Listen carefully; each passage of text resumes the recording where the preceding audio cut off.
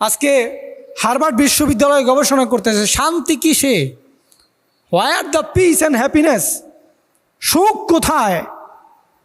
আজকে শান্তি নেই, অশান্তির বেড়াজালে আবদ্ধ গোটা পৃথিবী। আমি ইন্টারে থাকতে একটা কবিতা পড়েছিলাম, আপনারা অনেকে পড়েছেন। কায়কোবাদ, কবি কায়কোবাদ একটা কবিতা লিখেছিল, কবিতার নাম হচ্ছে সুখ।